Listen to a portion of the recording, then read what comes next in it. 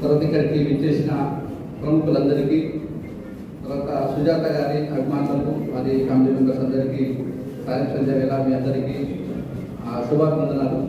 నేను కూడా వారి మీద అభిమానంతో వీళ్ళంతా కష్టపడి ఈ పుస్తకం రాయడము, కవిత్వాలు రాయడం అనేది అంత ఆశమాష కాదు, అందరికీ రాదు, కొంతమందికే వస్తుంది. కవి అనేవాళ్ళు, కవిత్వ అనేవాళ్ళు పుస్తకాలు రాయడము చాలా తక్కువ మంది ఉంటారు. కాబట్టి నేను ఈ బుక్ ఆవిష్కరణ కార్యక్రమానికి రావాలని అంత దూరం నుంచి నాకు ఇంకా బిజీ షెడ్యూల్ ఉన్నా మా మిత్రుడు ఏరు నరసింహారెడ్డి గారు కూడా వస్తున్నారు, వారు కూడా ఉన్నారు. కాబట్టి వారి మీద అభిమానంతో ఇంత దూరం ఈ పుస్తకావిష్కరణ కార్యక్రమానికి రావడం జరిగింది.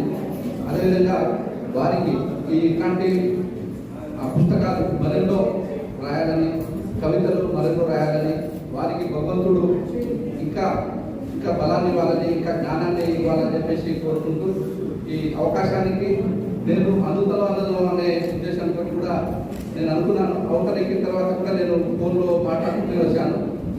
మా మిత్రులు కూడా నేను ఇట్లా వస్తున్నా, ప్రోగ్రామ్ ఇంకా ఆపవరా అని చెప్పేసి అంటే నడుస్తుంది నాకు వచ్చేసేయాలంటే వచ్చేసి ఈ కార్యక్రమంలో పాల్గొన్నందుకు నాకు చాలా సంతోషంగా ఉంది. మరియు పూజం సుజాత గారికి వారి ఆరోగ్యాలతో ఉండాలని, వారు ఇంకా మరెన్నో ఇట్లాంటి మంచి మంచి పుస్తకాలు, కవితలు రాయాలని చెప్పేసి ఆ భగవంతుడు వారికి జ్ఞానాన్ని ప్రసాదించాలని కోరుకుంటూ చూస్తున్నాను.